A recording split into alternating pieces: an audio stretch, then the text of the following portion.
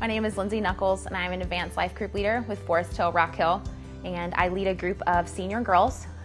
We have been meeting since January, and it's been such a blessing for me to be a life group leader, just for the girls and also for me, as I have led them to a better version of who Christ has called them to be. I have also been filled up as well in my own walk and my own faith, and been strengthened as well, and just the community aspect of all of us in conversation about our faith has been a really neat way to see how God has been working in our group. My girls are so much fun. We have a really great time when we meet together. We come in and we spend some time just catching up on our weeks, and we usually have a snack or something to eat or drink, and then we will sit down together around on some couches around the TV, and we will just share things that we've been learning that week, things that we need to pray for, and we're really intentional in praying for things upcoming. These girls are going to transition into college.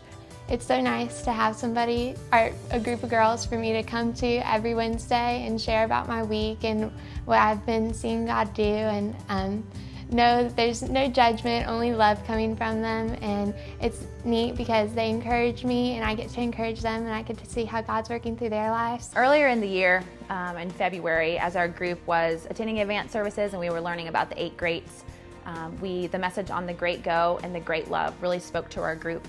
And we felt a call to go out in love and serve others through the name of Christ. We're sitting at Starbucks one afternoon, 2 girls, Sarah and Courtney, and the idea of the walk came up, and one of the girls said, why don't we help the Dove's Nest? And we had thought of ideas to do globally or locally, and then the Dove's Nest was brought up because we know that Forest Hill is really involved. A couple Christmas Eves ago, there was one meeting where we were all discouraged because we were at the beginning, and I remember thinking, like, are we going to do this? Is this something that we want to do? We had no former knowledge of how to do a walk, or we had no training or anything, and God was literally showing us step by step and setting things up.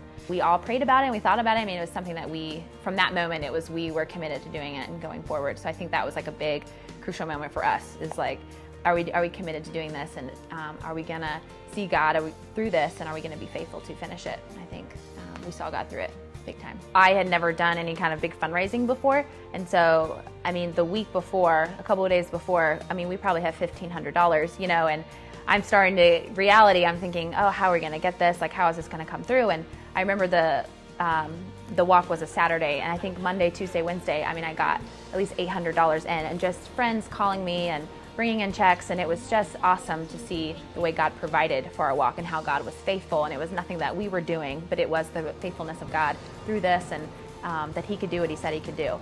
Big thing that we all learned, I think, was about God's faithfulness and how God is so faithful and He's so active. And if you try to trust in Him and you believe in Him, He will come through and He will be faithful.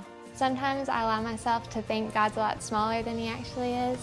And throughout this entire journey, He's just shown me that He is so huge, and that my brain will never be able to wrap around how big He is and how much He can do if He wants to, and how if we're faithful in Him, He'll provide for us, and that He really is great.